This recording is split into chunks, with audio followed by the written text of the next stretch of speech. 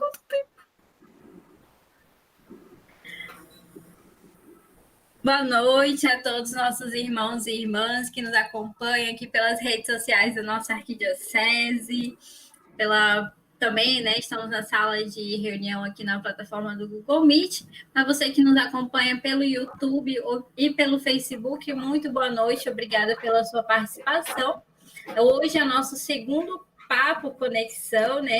Estamos conversando um pouquinho sobre esse processo e tendo um pouquinho desse aprendizado, que é a implantação da PASCOM, a Pastoral da Comunicação, nas nossas paróquias, nas nossas comunidades e áreas missionárias.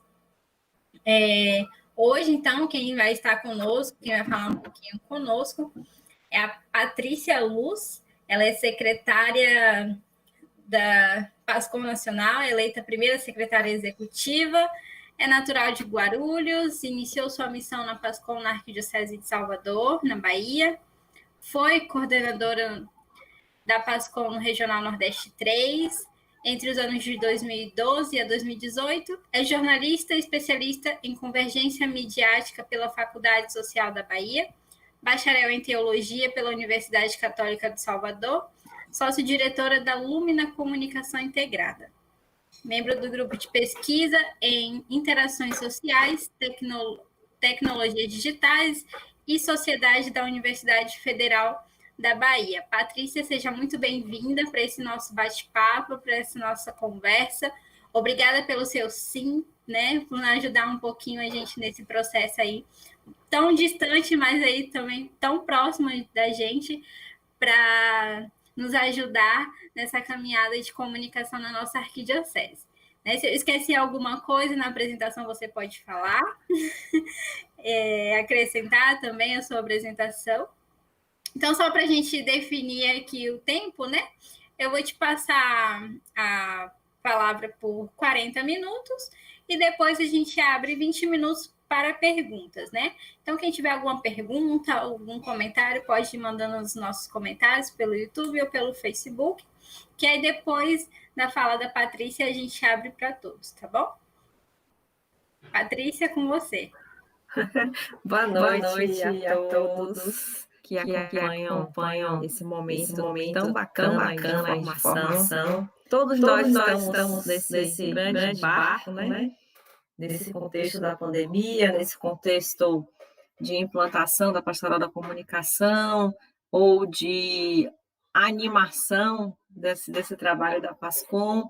Algumas dioceses, arquidioceses já trabalham, né, com essa pastoral há muitos anos, outros estão começando, e a igreja é sempre essa ciranda, né, de um movimento em que alguns estão chegando, outros já estão há mais tempo, e a gente vai fazendo esse movimento juntos. A PASCOM está num momento pulsante no Brasil inteiro, e eu venho observando esse movimento, óbvio, é inegável, é muito mais intenso agora por conta da pandemia, pela exigência de continuar o processo de evangelização, o atendimento às comunidades através dos meios de comunicação digitais, principalmente. Mas esse caminho ele vem sendo feito há alguns anos, né? Talvez se a gente não tivesse na pandemia, alguns resultados já estariam aparecendo também, porque de 2008 para cá, que assim, a gente teve o primeiro encontro nacional da Pastoral da Comunicação, foi um marco, a gente vê essa evolução da implantação, do desenvolvimento do trabalho da comunicação nas paróquias de todo o Brasil, graças a Deus, né? E fora, agora, com a estruturação da casa, né, digamos assim, junto com a Comissão Episcopal para a Comunicação, nós estamos desenvolvendo um trabalho de organização do trabalho da PASCOM, porque há muito tempo a gente tem essa dificuldade de dizer exatamente o que é a pastoral da comunicação. E agora, nós temos, né, que é o tema, eu não estou fugindo do tema, mas estou contextualizando, nós tivemos esse grande avanço com o Diretório de Comunicação da Igreja no Brasil, que é o documento 99, mas o processo de implantação, de adaptação a esse documento, como todos os outros da igreja, leva um tempo, né? E aí, fruto desse trabalho que vem sendo feito há tantos anos, nós temos hoje uma coordenação nacional da Pastoral da Comunicação dentro desse grande guarda-chuva que é a Comissão Episcopal para a Pastoral para a Comunicação, né? Então, dentro desse guarda-chuva está os bispos, a presidência dessa comissão, a gente tem todas as expressões de comunicação da igreja no Brasil, inclusive a pastoral da comunicação. E tem sido uma riqueza trabalhar junto, né, com Marcos Túlio na coordenação, o Dom Mol na presidência da comissão, a gente tem também mais 2 bispos que acompanham, o padre Tiago, que é de Santo André, o assessor, a Manuela, que é membro da equipe da comissão e também é assessora de comunicação da CNBB. Então, a gente vem agora integrando esse caminho para que, assim que encerrar esses nossos 4 anos de trabalho, a gente possa passar esse bastão para frente para que a PASCOM continue caminhando, né? O tema que me foi proposto para essa noite, para a gente conversar, é o Diretório de Comunicação da Igreja no Brasil. É um documento que levou muitos anos para ficar pronto. Ele tem uma história muito interessante, muito rica também. Eu vou usar os slides aqui só para poder não me alongar tanto em algum ponto e esquecer outro, né? Acho que é importante a gente ter uma visão macro assim do diretório, da sua história e também de como ele está organizado, porque depois quem ainda não teve acesso à leitura desse documento vai poder ler, né? Eu vou dar algumas pistas, algumas chaves de leitura, tá certo? Então, se tiver alguma falha aqui no momento aqui de passar os slides, vocês me avisem. Porque esse negócio de a gente não tá cara a cara, o olho no olho, é estranho, viu, gente? Não é só porque a gente tem experiência de comunicação que é fácil, mas não é fácil, não. Eu sou professora, tenho formação em magistério e me faz, assim, muita falta o presencial, muita mesmo. E olha que eu sou especialista em convergência mediática, participo de um grupo de pesquisa na área de interações sociais e mídias, né, digitais, mas não é muito fácil, não. Vocês estão me ouvindo bem? Porque agora eu não estou vendo mais a minha telinha. Me dê um sinal. Tá ok aí? Sim, estamos ouvindo. Então, vamos lá.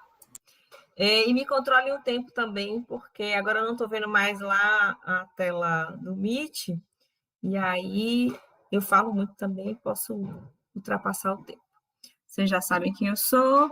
Então, a gente vai contextualizar esse processo de construção do diretório, como ele aconteceu. Então, esse primeiro momento que eu já comecei, e depois, no segundo momento, algumas chaves de leitura do diretório.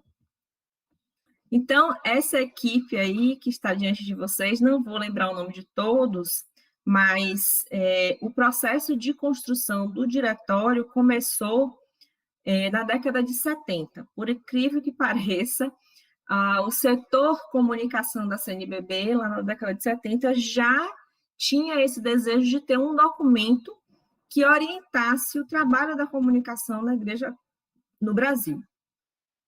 E aí, de lá para cá, né, até 2014, foram muitos anos, óbvio que houve uma grande pausa e depois uma retomada da construção desse documento. Eu destaco aí, dentre esses ilustres que estão aí sentados, que eu não vou lembrar o nome de todos, mas a gente tem o Dom Orani, que está na ponta aqui da mesa, né, ao meu lado direito, que era o presidente da Comissão Episcopal para a Comunicação, a irmã Elie de Fogolari, que está ao lado dele, que foi assessora, e a outra mulher que está aí no grupo é a irmã Joana Puntel, né, famosíssima aí também pelos seus escritos e sua contribuição para a comunicação. Então, a gente tem o Ricardo Alvarenga, que é do Maranhão e pesquisador, ele construiu uma linha do tempo com relação aos documentos da comunicação da igreja aqui no Brasil e na América Latina, e ele diz o seguinte, que o processo de construção do diretório de comunicação é bastante complexo, dada a quantidade de tempo, né? Começou na década de 70, pelo menos esse embrião, a quantidade de tempo que o documento levou para ser construído e as muitas transições na equipe e na orientação de sua produção, porque cada equipe imaginava esse documento de um jeito, então por isso que levou tanto tempo para ficar pronto. E aí tem uma linha do tempo, que é uma construção do Alvarenga. Então vejam aí, né, 1979, quando começou esse processo, depois em 2002 houve essa retomada de um desejo de começar a construir. Em 2007, um ano antes da gente ter o primeiro encontro nacional da Pastoral da Comunicação, foi o início das articulações para o processo de produção do diretório. Aí, em 2009, é que, de fato, já com a orientação de Dona Ani, a irmã Elide, ele pediu que ela olhasse esse diretório italiano, que foi o primeiro diretório de comunicação do mundo, e ele foi traduzido para português e foi um instrumento de orientação para a construção do nosso diretório. E aí, em 2010, com a nova equipe, né, começou a definir a produção e tem essa evolução aí. A primeira versão saiu em 2011, que foi aquele documento verde. Eu me esqueci o nome dele agora, eu tenho até aqui, está aqui atrás de mim.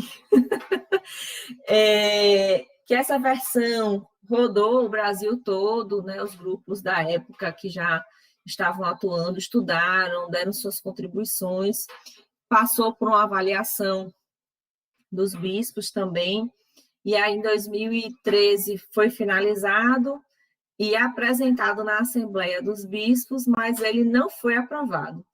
E né, os bispos pediram várias correções, e aí uma equipe menor fez as correções, e na reunião do CONCEP tem aqui a data no diretório, no dia 2 de abril, não, ele foi apresentado em março. Em março de 2014, ele foi apresentado, né, aos bispos na reunião do CONCEP, e depois ele foi publicado em abril de 2014. Então, de lá para cá, é esse o documento que orienta o nosso trabalho da comunicação, não só da pastoral da comunicação. Vocês vão observar que o diretório ele só tem um capítulo dedicado à pastoral da comunicação. Ele é um documento para todo o trabalho da comunicação católica. Então, assim, aí a gente tem as TVs e rádios de inspiração católica, os sites, blogs, redes sociais, revistas, jornais, enfim. Então, todos aqueles que trabalham com comunicação para a igreja estão sob, né, assim, debaixo dessa orientação que é o diretório. Quais foram os desafios, né? Primeiro, ter esse diretório italiano como modelo, porque era uma realidade de um país diferente do nosso, mas serviu como um parâmetro. Depois, essa tentativa de delimitar as práticas da pastoral da comunicação num momento em que muita coisa ainda não era clara. Também, se a gente for pensar que a segunda década, né, dos anos 2000, a gente tem uma grande evolução das redes sociais com a Web 2.0, Web 3.0, mas mesmo assim, para a igreja sempre foi um passo após o outro, às vezes um para frente, outro para trás. A gente demora nesses processos de compreensão e de utilização também das redes. Aí, como utilizar esses aparatos numa ótica da comunicação para a igreja? Depois a gente teve também algumas dificuldades da compreensão dos bispos com relação ao papel da comunicação. Enfim, né? Foram várias questões enfrentadas para a construção desse diretório. Não ficou 100% resolvido, né? Porque, além do processo de comunicação ser muito rápido, a gente teve muitas mudanças de 2014 para cá. O próprio caminhar da igreja, ele vai se adaptando aos novos tempos e nos exigindo outras respostas também. Mas o diretório, ele é um documento profundo e nos ajuda muitíssimo na nossa jornada. Olha aí a equipe de produção, aí a gente tem já o Dom Dimas Lara, que foi que sucedeu o Dom Orani na presidência da comissão. Não vou me arriscar a dizer os nomes aqui da equipe, conheço todos, mas posso, né, me perder. Então, ele foi construído, né, a partir dessa equipe base, depois várias discussões para essa produção, contribuições individuais também, foi um processo bem rico, né? Quais são as referências do diretório? Então, a gente tem os aspectos teológicos, pastorais, comunicacionais. A comunicação é uma ciência que ela não se sustenta em si mesma, né? Então, ela sempre está buscando referências na sociologia, na psicologia, na filosofia. Tem pesquisadores que chegam a dizer que a comunicação não é uma ciência, né, por si só, mas a gente não vai entrar nesse âmbito. E aí os textos vão trazer referências com relação à ética, às políticas de comunicação. Então, o documento ele é bem amplo. Então, aqui é o contexto, né, que eu apresentei para vocês, no qual o diretório foi produzido, foi avaliado, foi aprovado, né, e publicado. Como é que ele está organizado? Então, ele tem 10 capítulos, né?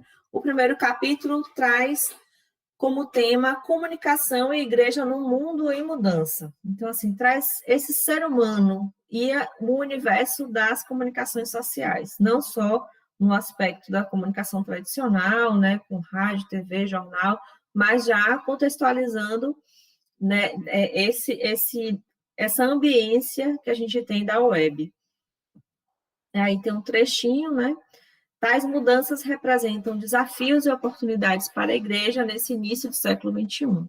Esse fenômeno impulsiona a igreja a fazer uma espécie de revisão pastoral e cultural, a fim de ser capaz de enfrentar de maneira apropriada a passagem de época que estamos vivendo. Então, é o número 17, logo lá no início do capítulo. E aí, esse capítulo vai nos convidar a compreender essas mudanças, e aí a gente vai fazendo algumas pontes com outros documentos da época da construção do diretório. Então, nós temos aí um marco, que é o documento de Aparecida, que é de 2010, e é um documento que, pela primeira vez, traz aspectos, né, para a gente aqui na América Latina da comunicação enquanto uma demanda, uma necessidade pastoral, né? E se vocês lerem, né, um pouco os dois documentos, vocês vão perceber que o diretório também bebe do documento de Aparecida. Outro aspecto é a comunicação que gera a comunhão. Então, assim, a igreja, ela tem um pensamento muito evoluído sobre a comunicação. A comunicação é aquela que gera pontes, que gera laços, porque a gente não faz coisas de comunicação, né? Nós somos seres em comunicação. Então, se a gente, enquanto pastoral da comunicação, consegue ajudar as pessoas a se relacionarem melhor, a compreender o outro, a viverem nesse mundo, né? Sendo, de fato, testemunhas desse amor que Deus tem por nós, nós estamos cumprindo a nossa missão. Se, independente dos aparatos, né? Ou de ter, sei lá, 1 milhão de seguidores nas redes sociais, isso não é o mais importante. Justamente porque a gente deseja colaborar com um mundo mais justo e solidário, E aí vem o respeito à dignidade da pessoa, oferecer caminhos para a caridade. Então, quer dizer, a comunicação, ela está a serviço da evangelização. E evangelizar nos tempos de hoje é fazer a opção preferencial pelos pobres, é estar ao lado daquelas pessoas que mais precisam, é dar visibilidade para essas situações, tanto as situações de luz, né? Nós temos tantos trabalhos riquíssimos da igreja e muitas vezes eles não são conhecidos quanto as situações de trevas, né? Então, assim, das denúncias, como a missão que nós recebemos pelo batismo. Aí, em cada capítulo do diretório, a gente tem uma pista de ação. E aí destacamos aqui uma delas, né, que é colaborar para que as ações comunicativas da igreja sejam marcadas pelo espírito colaborativo, participativo e cooperativo. O capítulo 2 ele é dedicado à teologia da comunicação, então, e aí faz uma belíssima, né, reflexão sobre esse Deus que é Trindade e a Trindade como comunicação perfeita, né? Jesus, que é o Verbo encarnado, né? Deus que se faz pessoa e ele comunica-se com o mundo, se fazendo um de nós, utilizando tudo que existia, né, na época dele como recurso para comunicar o amor do Pai para nós, e o Espírito Santo, que nos torna, né, fortes para essa missão, que nos comunica, que nos integra com Deus. E aí o número 39 vai dizer, a Trindade é por sua natureza comunicadora. Pai, Filho e Espírito Santo são exemplos da unidade na diversidade. Então, fazer comunicação também é respeitar o outro, é acolher o outro do jeito que ele é criar espaços de diálogo e de escuta, né? No mundo que a gente tem de tanto barulho, nem sempre é possível essa escuta de fato daquilo que o outro me apresenta. E aí alguns destaques, né? Esse Deus que se comunica por amor e entrega o seu próprio Filho. Se a gente olha para a história da salvação, é a história da comunicação entre Deus e as pessoas, né? Então, o tempo todo, Deus se comunica conosco, e aí se a gente vai pegar as histórias bíblicas, a gente vai perceber o quanto Deus se utiliza de todas as formas, né, de comunicação para estar próximo dos seus. E aí traz, né, essa comunicação simples ensinada por Jesus, como eu falei no início. Jesus é o modelo perfeito de comunicação, porque ele sabe se expressar em todas as realidades, estando com os mais pobres, estando no templo, ele sabe adequar a linguagem, as ferramentas para anunciar essa boa nova.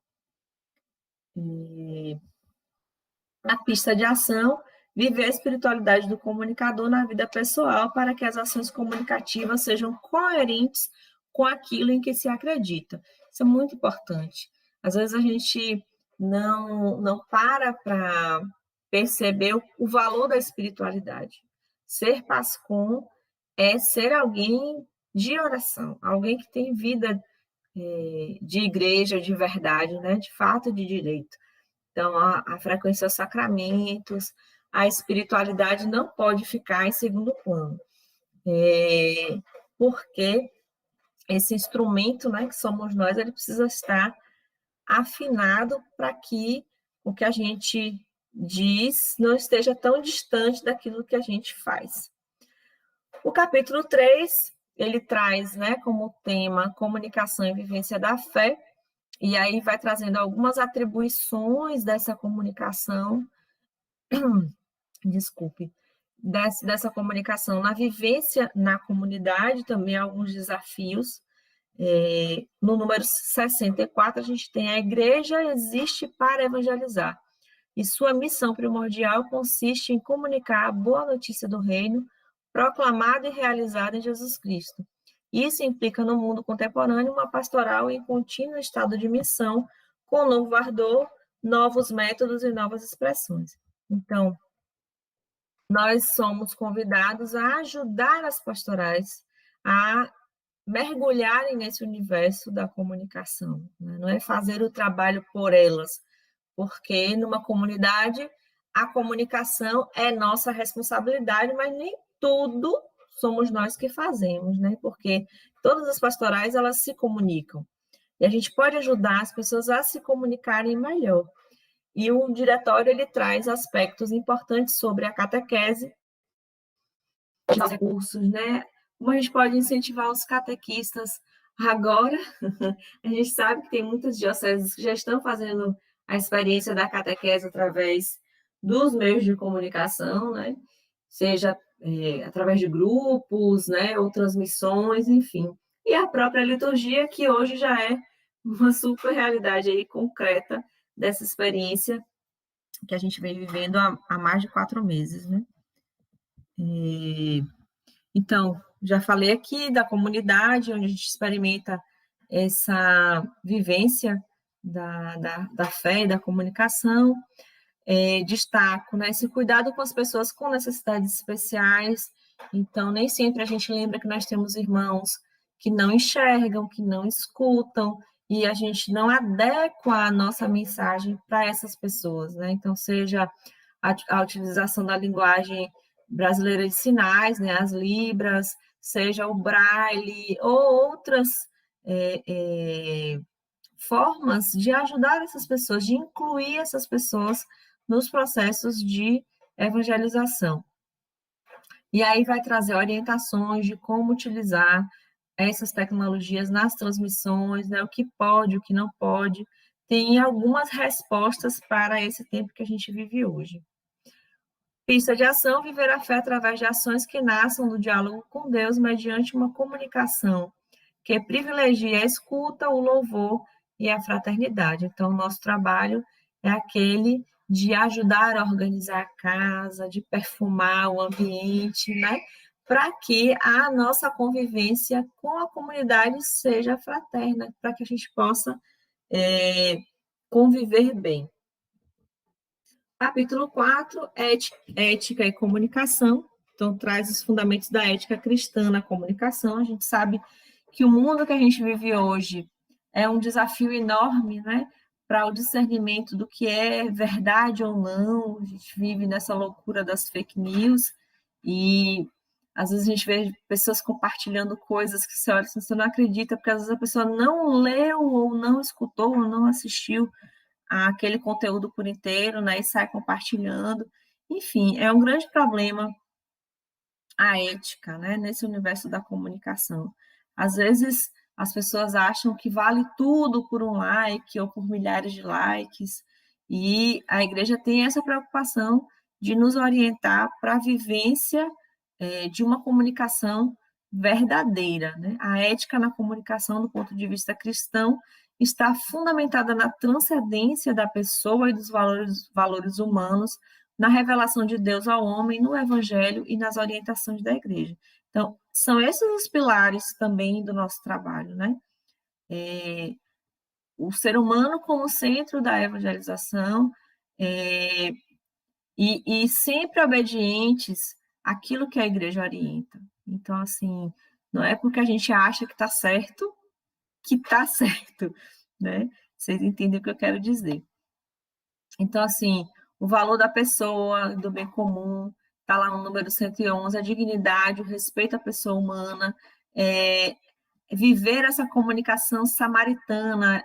O Papa Francisco, na carta de 2014, foi a primeira carta dele para o Dia Mundial das Comunicações, ele traz justamente essa realidade, né, desse evangelizador que sai pelo mundo, né, pelas estradas digitais para evangelizar, e encontra pessoas feridas, encontra pessoas que necessitam de presença, de proximidade, né? É o grande termo que o Papa Francisco sempre utiliza nas cartas dele para o Dia Mundial das Comunicações. Aliás, ele define comunicação como proximidade.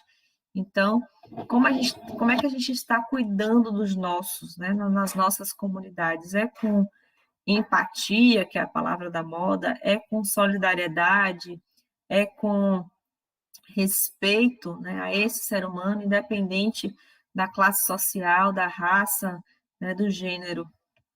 As pistas de ação, defender e garantir o acesso às tecnologias da comunicação e da informação como condição fundamental para romper as barreiras e os monopólios que deixam tantos povos à margem do desenvolvimento. E isso para a gente hoje é muito caro, né? Nós estamos vendo as crianças que não têm acesso à internet para poder participar de uma aula virtual, nossos idosos que não receberam orientações para poder utilizar um smartphone. A gente sabe que a internet ainda não é acessada por todos, ainda é um serviço caro que poderia ser disponibilizado gratuitamente. Enfim, são várias demandas desse universo, né, em que a gente pode colaborar com o nosso trabalho. O capítulo 5 vai trazer o protagonismo dos leigos na comunicação evangelizadora, e aí vai, né, traçar um pouco os nossos papéis, né, nesse universo da comunicação, a importância da evangelização nesses tempos, nessa cultura em que a gente vive, que é uma cultura da comunicação. Depois tem comunidade, espaço de fé de comunicação presencial e digital. A gente ainda tem esse conflito, né, entre o que é presencial e o que é digital. Tudo pode ser vivido como comunidade no presencial, hoje não, mas tudo é possível no digital? Também não. Né? A gente precisa integrar esses universos. Depois, a comunidade como lugar para promover a cultura do encontro, outro, né, aspecto forte também do papado de Francisco, serviço aos pobres, defesa da justiça e promoção humana. Estou passando rapidinho para a gente não extrapolar o tempo, mas vocês já conseguem visualizar, né, bem o diretório.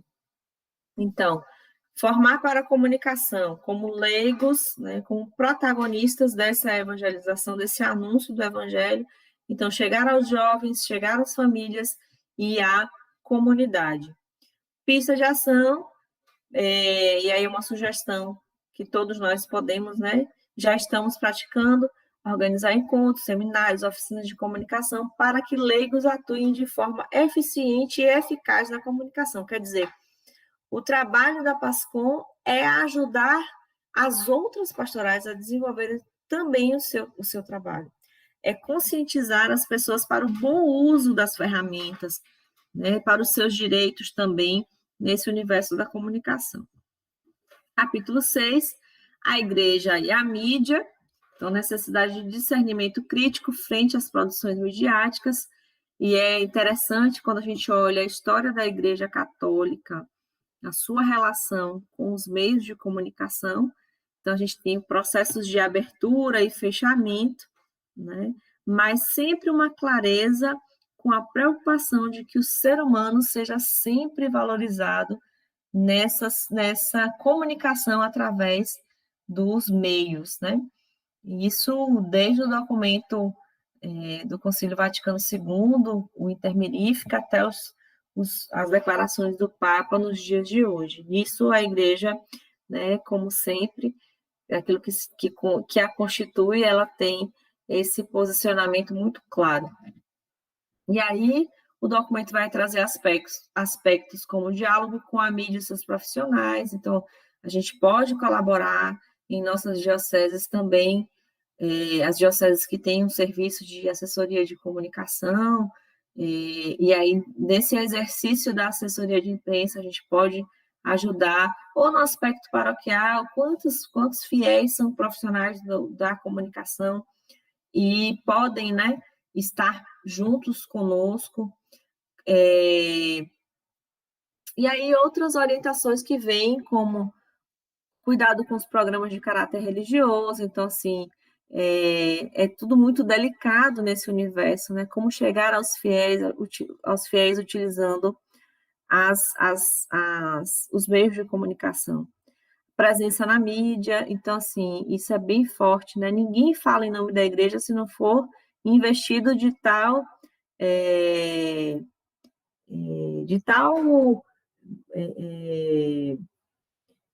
de tal poder, não era essa palavra que eu queria dizer, mas é isso aí, né? Então, assim, de tal encargo, página no Facebook ou perfil no Instagram, é a igreja que está sendo exposta, né? Então, tudo isso é muito delicado.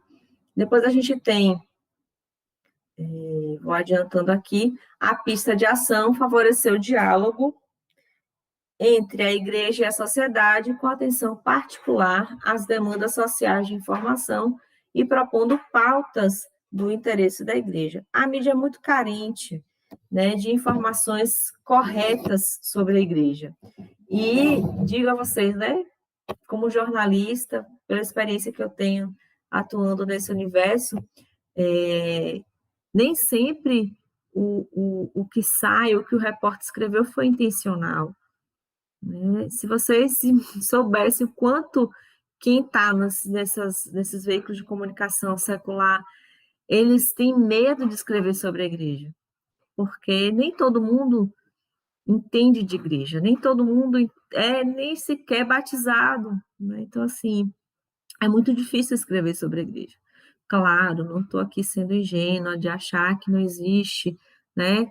Às vezes algumas arquiteturas para prejudicar a igreja. Existe, mas às vezes o repórter ele tem uma demanda enorme de trabalho e ele não tem tempo de apurar direito. É obrigação dele, mas só que falhas acontecem. Quando nós, como comunicação da igreja, colaboramos com esses profissionais, produzindo materiais, subsídios para eles. Vocês podem acreditar no que eu estou dizendo. A relação muda, né? E muda para melhor. Então, assim, nós passamos a ser fontes de confiança para eles, a gente pode orientar o trabalho, porque são coisas muito específicas, né? E quando eles encontram em nós essa abertura para tirar dúvidas, para buscar entrevistados, assuntos, rende bastante. O capítulo 7, Igreja e mídias digitais, então essa presença e testemunho nosso, né, nesse ambiente que já não é tão novo, que são as redes sociais, a internet, a presença da igreja no ambiente digital é incentivada por ser um lugar de testemunho e anúncio do evangelho. Então, é o novo, né, já não tão novo, Areópago, né, como lembrando o apóstolo Paulo, que vai, né, ao Areópago, que é aquela praça, aquele lugar em que todos têm acesso para falar de Jesus Cristo. E aí a gente tem, para a realidade do diretório, né, as novas ambiências de comunicação, a sinergia entre as comunidades presenciais e digitais, quer dizer, aquilo que eu dizia assim, né?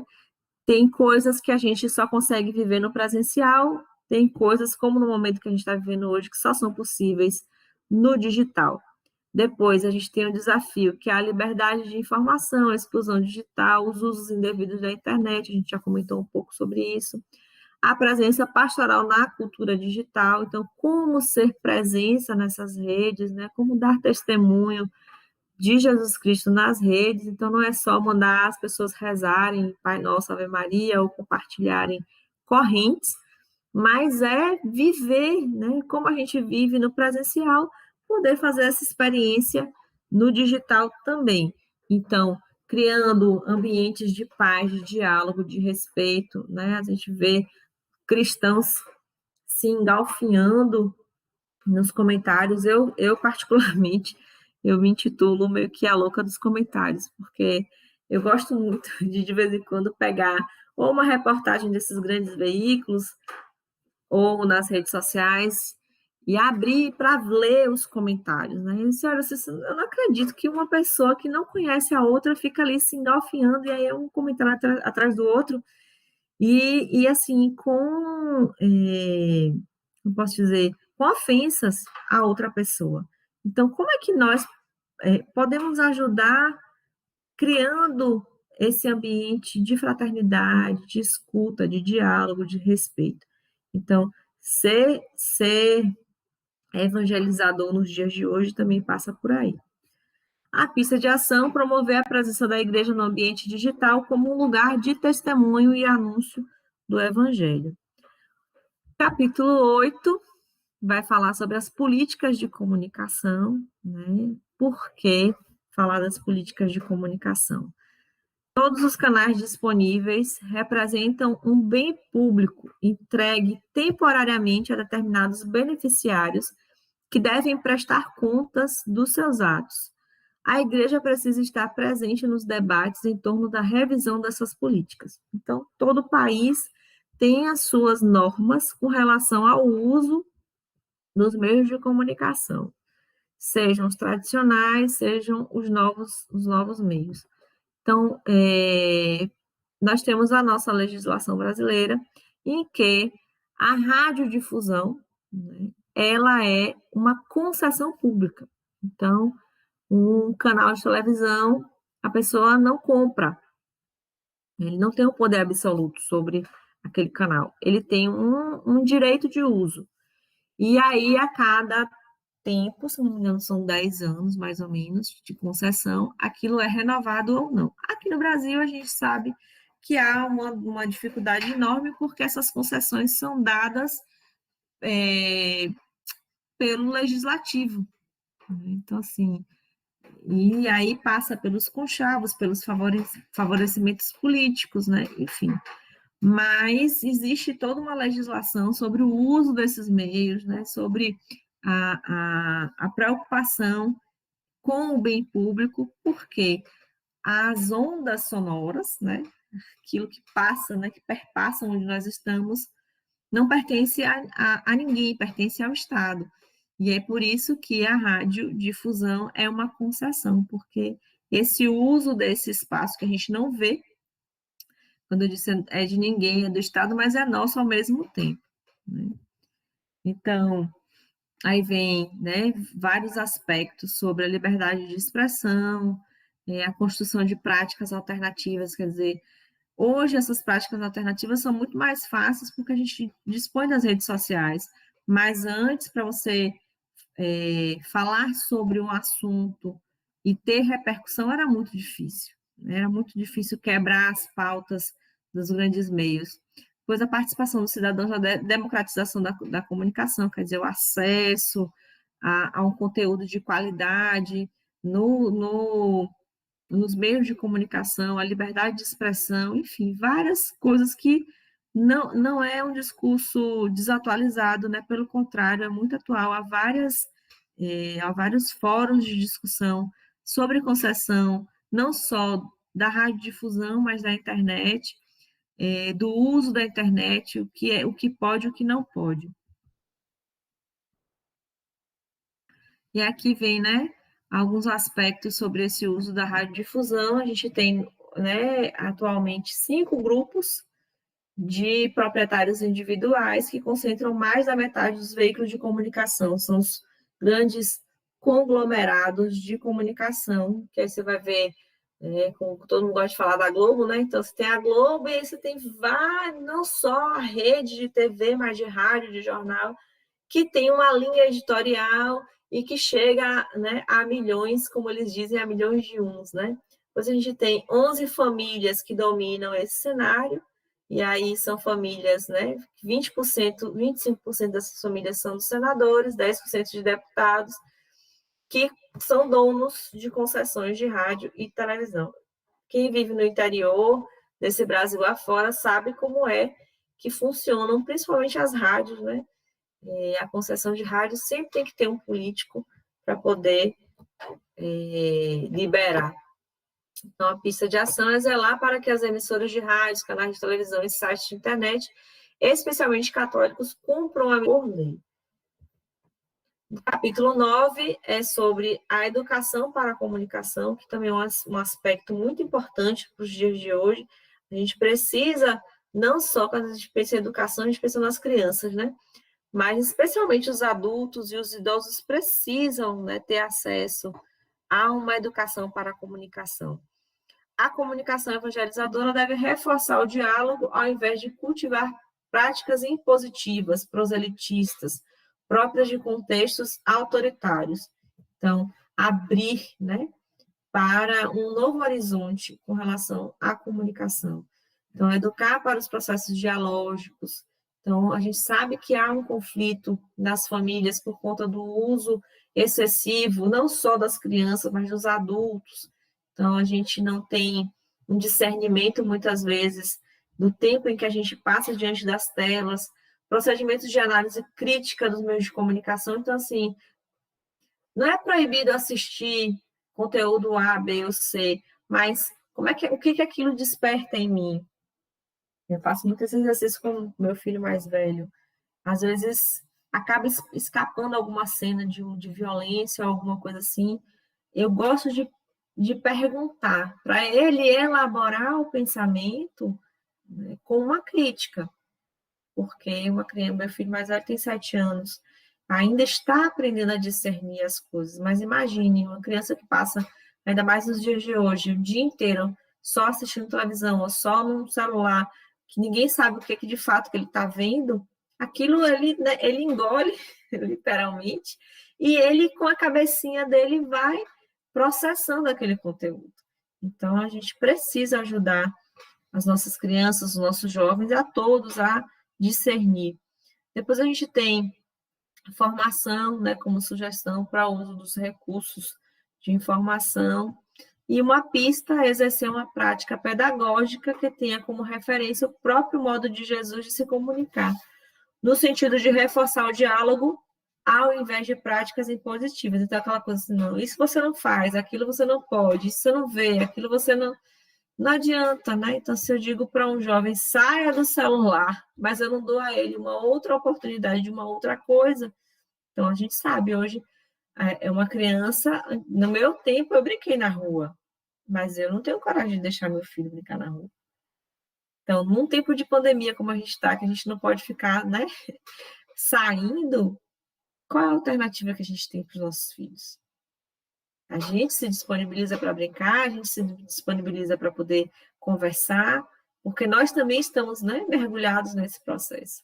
Então, é preciso também nos educar para que tudo tenha, né, um tempo, para que a gente possa, aqueles que têm filhos, estar mais próximos, que tem um pai idoso em casa, que muitas vezes se sente excluído desse processo, porque ele não entende a piada que a gente está rindo, não viu o meme, e a gente fica, né, sem traduzir esse universo para eles também. Depois a gente tem comunicação na igreja, que é o capítulo 10, a atuação da PASCOM. Então, lá no final do diretório, aqui vem um capítulo dedicado à pastoral da comunicação. A pastoral da comunicação estrutura-se a partir dos documentos da igreja, dos estudos e pesquisas na área da comunicação e das práticas comunicativas vividas e experienciadas pelas comunidades e grupos, convertendo-se em um eixo transversal de todas as pastorais. E aqui, para mim, cortou, mas é da igreja. Então, esse capítulo, para a gente, né, é muito importante. Ele vai fazer memória desse percurso que a igreja fez aqui no Brasil, para que a gente tivesse a pastoral da comunicação. Então, fica aí como uma dica para depois, né, quem quiser mergulhar um pouquinho nesse universo da pastoral da comunicação, para compreender como nós chegamos a esse pensamento de hoje. O texto, né, veio com essa contribuição dos estudos, da pesquisa na área da comunicação, é isso também que forma a base da pastoral da comunicação. Olha aquela mesa que estava lá no início que eu falei para vocês, eu não vou saber dar o nome de todo mundo, tem algumas referências aí. Então, assim, a base da pastoral da comunicação está nos documentos da igreja, nas pesquisas na área de comunicação e na própria prática comunicativa, né? Das iniciativas que, às vezes, vão acontecendo sem muita orientação, sem muita organização, mas muita coisa dá certo, né? E a gente não pode desprezar as experiências que as comunidades fazem da comunicação. Então, aqui eu vou adiantar, ele vai trazer os eixos da PASCOM, né, a formação, a articulação, a produção e a espiritualidade, como isso, né, também está integrado, porque a gente só dá os nomes, né, mas uma coisa não funciona sem as outras três, tá? Tudo muito integrado. Eu vou pular, porque o tempo já está bem avançado. Então, a PASCOM não se limita a ações isoladas, como a produção de murais, boletins, jornais, impressos, programas de TV e rádio, construção de sites, blogs e outros meios. Como eu disse para vocês, a gente não é uma pastoral de fazer coisas de comunicação. É tanto que vocês veem aí pelo próprio diretório que a gente tem um ser humano em comunicação e tem um monte de aspectos de coisas que a gente precisa despertar o olhar, né? E mais do que ninguém, né, o Papa Francisco nos dá uma lição de fazer uma boa comunicação todos os dias.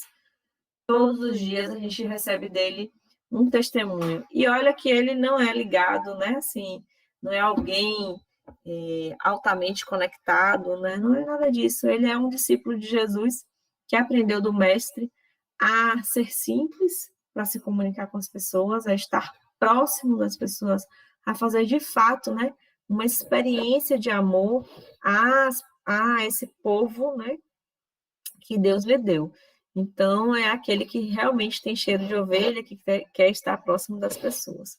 E aqui eu encerro esse primeiro grande momento. Ai, desculpe se foi longo. E a gente pode abrir para as perguntas.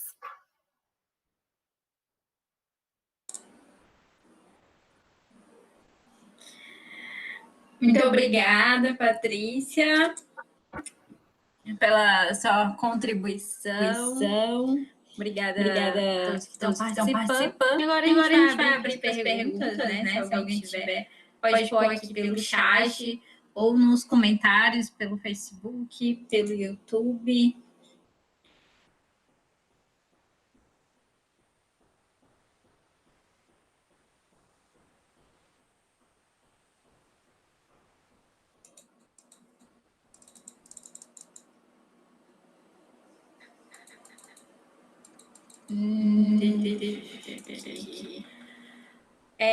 Tem uma pergunta aqui da Valcélia.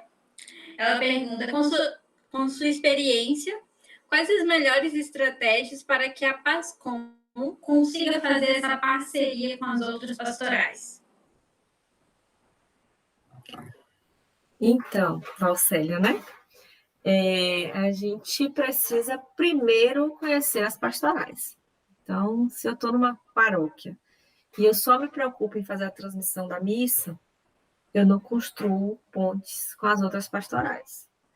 Isso é uma questão muito séria, porque nós como pastoral da comunicação, estamos a serviço, né? Não só da comunicação específica, né? Que é o fazer a comunicação, mas de estreitar os laços, né? De aproximar as pastorais, de dar a conhecer o trabalho da igreja. Então, a primeira coisa é essa.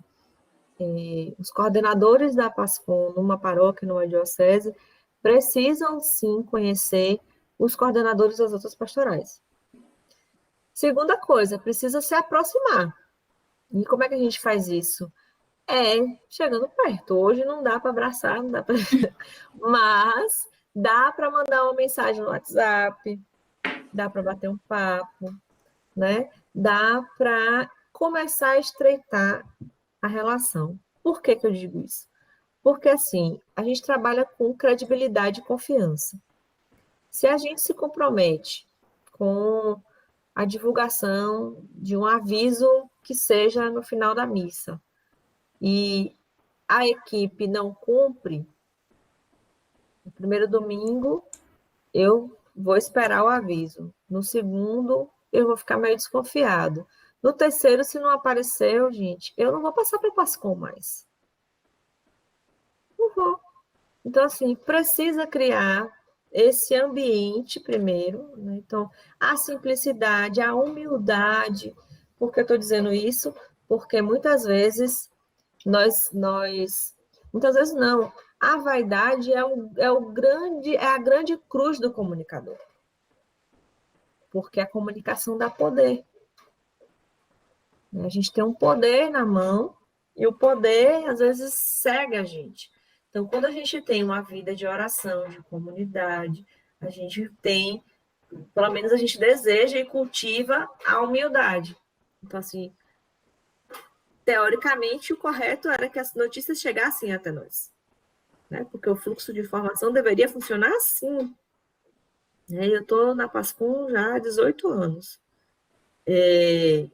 O correto era esse, que as pastorais enviassem as notícias para a gente, né? Que nos cobrassem, mas é totalmente o contrário.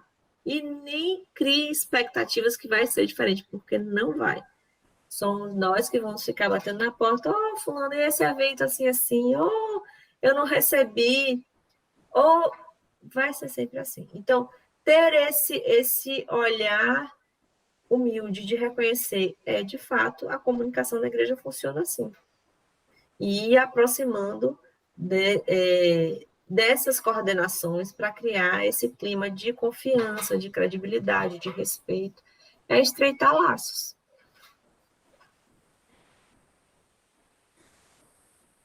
Tem mais alguma pergunta? Alguém?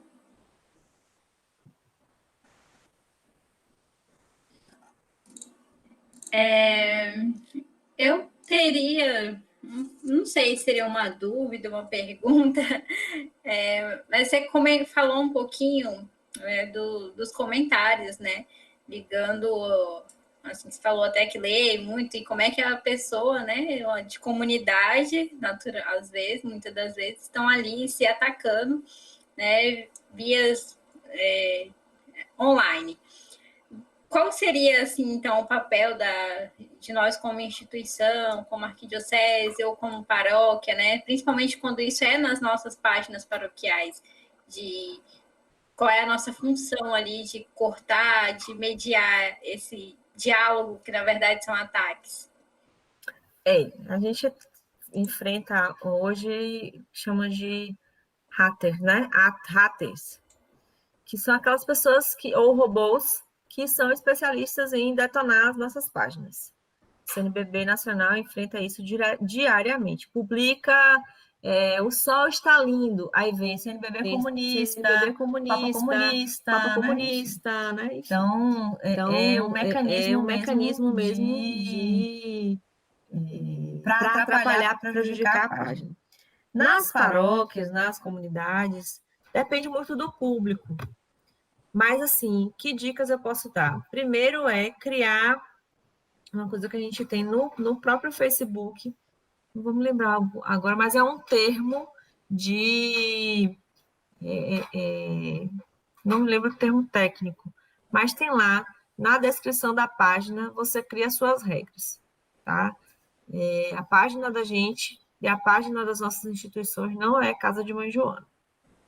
Então, lá você vai definir, vai dizer para as pessoas, olha, essa página é atualizada por fulano é a pastoral da comunicação que é responsável ou não, é dia de semana, não é? Respondemos os comentários e os pedidos que chegam, e, sei lá, de segunda a sexta, no horário comercial, e vai ter, não, comentários ofensivos não serão aceitos. E aí você cria uma escala de regra para a sua página. Primeira coisa é publicar isso. No Instagram não tem muito espaço, mas já no Instagram já é regra como dada, né? É a sua página, então você tem o direito, sim, de mediar os comentários. Então, assim, definam como política da diocese, da paróquia. Se chegou comentário ofensivo, a gente faz o quê? Vocês têm todo o direito de excluir. Você pode, se for, por exemplo, uma comunidade menor, e você sabe que você conhece aquela pessoa, pode chamar para dialogar. Eu estou falando de grandes páginas, que a gente não tem muito como dialogar com a pessoa, né? Então, hoje eu administro as páginas do Regional Nordeste 3, que é Bahia e Sergipe. Graças a Deus, são páginas que não me dão trabalho. E raramente chega algum comentário ofensivo, alguma coisa assim. E eu excluo. Se for uma crítica, você não pode excluir, porque existe uma coisa chamada liberdade de expressão. Tenha paciência, deixa a coisa andar para ver até onde vai. Se, por um acaso, sair do controle, você pode ocultar. Vou dar um exemplo. Acabei de me lembrar. Na missa de gratidão pela canonização da Irmã Dulce, que foi aqui na Bahia, em Salvador, eu fiz uma publicação na página do Regional, e essa publicação teve muitas visualizações, mas foi um negócio assim estrondoso. Acho que foi a publicação que teve mais visualizações de toda a história do Regional. E aí entrou um pessoal evangélico. Era um trechinho do momento em que a imagem de Irmã Dulce percorreu o estádio, deu uma volta no estádio. Eu me arrepio quando eu lembro. E começou a galera não adorar as imagens, não sei o quê. Aí eu deixei um tempo. E aí começou o pessoal a se engalfinhar. Eu fui e ocultei o comentário do primeiro que soltou, né, essa provocação. Foi o suficiente. Porque a discussão ficou só na página dele. Aí, o que apareceu, eu fui ocultando e pronto, acabou. Então, estar diante de uma realidade dessa e saber discernir. Nem tudo a gente pode excluir, nem tudo a gente pode ocultar, porque a gente pode ser processado, inclusive, por não permitir, né, a liberdade de expressão. Deixa eu ver se tem mais alguma pergunta. Tem. Que passos podemos dar para favorecer ainda mais a comunicação da arquidiocese com as paróquias? Olha, acho que primeiro é a própria arquidiocese definir, não sei como é a realidade de vocês, aí em Porto Velho, mas ter um direcionamento para a sua própria comunicação, né? E isso a gente faz através de um planejamento, através de orientações do próprio bispo, arcebispo, junto com a coordenação diocesana, tem que ter linhas, metas de ação, né? Se a gente não tem isso para a estrutura maior, as estruturas menores, que são as paróquias, vão ficar sem rumo, né? Digamos assim. Então, tem que estruturar a casa, né? Tem que criar esse laço. Agora, em muitas realidades, a comunicação, o trabalho da PASCOM começa na paróquia, né? Eu conheço dioceses em que a diocese não tem uma coordenação de PASCOM, mas tem paróquia que tem PASCOM há 20 anos, né? E a gente não pode desprezar essas experiências também. É um caminho delicado, é difícil. Por isso que os pilares da PASCOM, né, os 4 eixos, são tão importantes. A formação, nunca achar que a gente já sabe tudo, que a gente já conhece tudo de igreja, que a gente já conhece tudo de comunicação. Então, reconhecer isso e ter isso como um valor, a oração, né, base para a gente poder aguentar, porque vocês sabem que fazer comunicação na igreja não é fácil.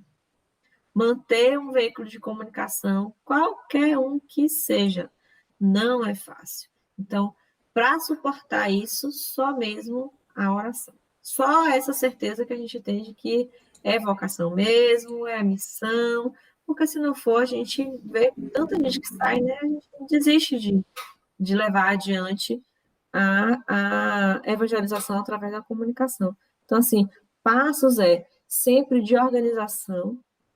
Nenhuma pastoral vai para frente sem organização, sem planejamento, sem metas, sem diálogo. Seja o diálogo interno com os próprios membros, seja o diálogo com as instâncias superiores, o padre, o bispo e aqueles que estão ao nosso lado, que são as pastorais. Então, é fazer essa caminhada mesmo de integrar o trabalho internamente e também junto com a comunidade. Certo, a Valcélia enviou mais uma pergunta aqui pelo chat. Considerando o momento e divisão política atual e toda a ameaça da vida em todos os seus níveis, como a PASCOM pode atuar, gerando discussão e diálogo em torno da ameaça iminente à vida?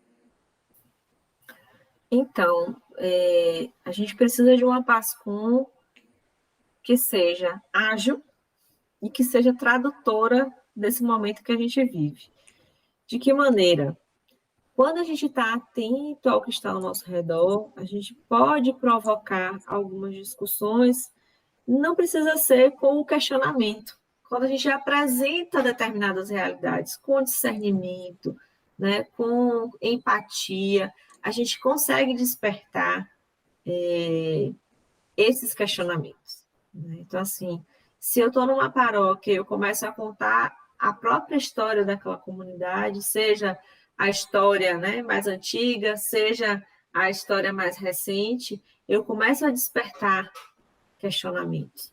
A nossa própria presença enquanto agente de comunicação, agente da pastoral da comunicação nas redes, então, assim, não precisam ficar entre mortadelas e coxinhas. Eu não preciso partir para isso. Né? Política é uma coisa muito delicada, política partidária, né, que eu quero dizer. É muito delicado. E a gente está aí bem próximo das eleições municipais. A gente sabe da guerra que é nas cidades pequenas. Então, não é que nós vamos ser neutros, mas é com muito discernimento, com muita escuta do que está ao nosso redor e principalmente com muita obediência ao que a igreja nos diz. Então, se a gente quer fazer comunicação católica nos dias de hoje, nós precisamos ter duas bases, né? Uma é o que está acontecendo, e aí, através de uma leitura crítica dos meios, daquilo que é publicado, ainda se faz boa comunicação. É só a gente abrir um pouco mais os nossos horizontes, né? Beber de outras fontes também. E o outro pilar é a própria igreja. Então, assim, o que a igreja do Brasil está me orientando? O que o Papa Francisco está dizendo? Porque o que acontece nos dias de hoje é que tem muita gente que acha que é mais católico do que o Papa, né? Então, se o bispo orienta A, ele quer fazer B. E vai dizer que o bispo não, que o bispo está errado. Né? Então, assim, eu não consigo entender como alguém se diz católico e não obedece o próprio bispo. É um dos princípios básicos, né? É a obediência. Então, são esses pilares para poder fazer essa comunicação. E quando a gente começa a trazer essa realidade, seja da denúncia, seja de mostrar aqueles que estão invisibilizados, nós vamos despertando nos outros o questionamento. Deixa eu ver se tem mais algum questionamento aqui. Se alguém também quiser se manifestar para fazer algum comentário, pode falar. A gente tem um comentário aqui pelo YouTube, o Clemildo parabenizou a Patrícia, né? Foi uma excelente, para quem está começando a PASCOM na paróquia, foi uma excelente abordagem. Obrigada. Deixa eu ver.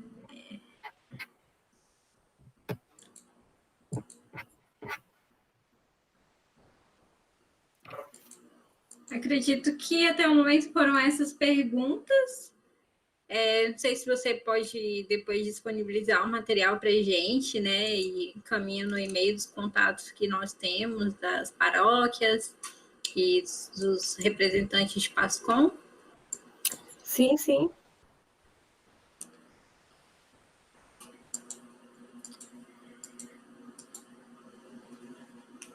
Então é isso, Patrícia. Acredito que a gente não tem mais nenhuma pergunta, nenhum comentário.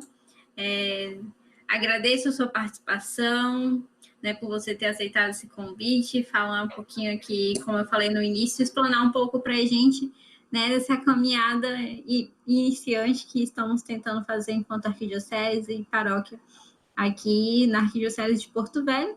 Então, eu te passo a palavra para tuas considerações finais, o que você, se você quiser acrescentar mais alguma coisa, fica à vontade.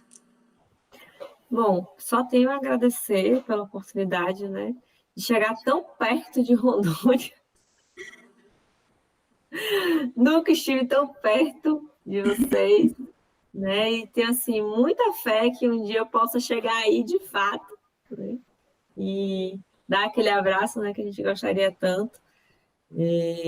Dizer assim, fiquem fortes e firmes na caminhada, né? Não só por esse momento tão difícil que a gente está enfrentando, mas por conta mesmo da missão que é exigente, não só a nossa, mas como a missão de todos.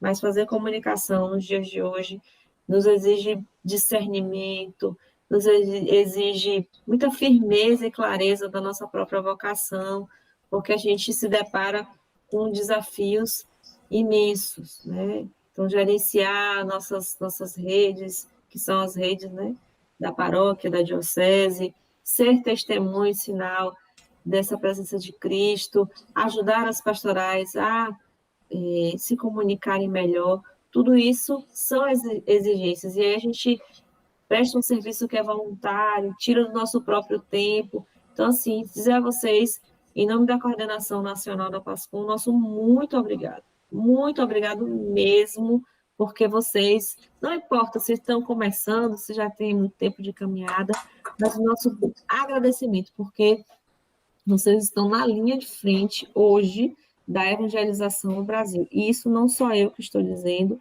mas nós recebemos assim muito apoio da CNBB, Dom Valmor, especialmente, já fez vários comentários agradecendo a Pascom pelo trabalho, né, nesse período de pandemia, Dom João Portela, secretário-geral, e outros tantos bispos, a própria Comissão para a Comunicação, Dom Mol, o tempo todo, né, agradece, reza por cada um dos nossos agentes. Fiquem firmes, permaneçam unidos também. É uma coisa que eu venho repetindo das minhas participações aí nas formações, nas lives, né, que a gente está vivendo de live em live agora. Mas, assim, olhe para o seu companheiro de Pascom. A gente tem muita preocupação com os outros, muita. A gente se dedica aos outros, mas nem sempre a gente olha para o nosso companheiro da Pascom e pergunta: como você está? Está precisando de alguma coisa? Então, assim, se fortalecer como grupo nesse tempo é muito importante. Deixar de apenas cobrar, né? A gente tem, às vezes, preza porque quer cumprir o horário, quer cumprir o prazo estabelecido, mas sempre com caridade, sempre com amor, sempre com empatia. Guardem essas palavrinhas, porque para fazer a equipe de Pascom a gente precisa disso, de empatia, de caridade, de solidariedade, de respeito com o outro, porque senão o trabalho não flui. E ninguém é equipe. Equipe não funciona. Pascom é grupo. Pascom é conjunto. Que Deus abençoe vocês, né, as famílias de vocês, que vocês possam permanecer firmes aí nessa missão. Muito obrigada aí pela atenção. Eu sei que eu falo bastante, mas é um assunto bem, bem complexo, né? E a gente poderia aqui passar alguns dias, inclusive, meditando sobre esse diretório. Um grande abraço a cada um. Fiquem com Deus. Obrigada, Patrícia. Foi muito gostoso, né? Você apresentou muito bem para todos nós. Foi uma grande abordagem mesmo. Então, a gente vai encerrando esse Papo Conexão por aqui. Obrigada a você que nos acompanhou pelo YouTube, pelo Facebook, nas redes sociais da Arquidiocese de Porto Velho, que participou, que comentou, né? O pessoal que está no chat, na sala de reunião também, muito obrigada. E até o próximo, a gente vai organizar mais outros papos para a gente conversar sobre comunicação, né, sobre como que a gente pode nos ajudar nesse momento.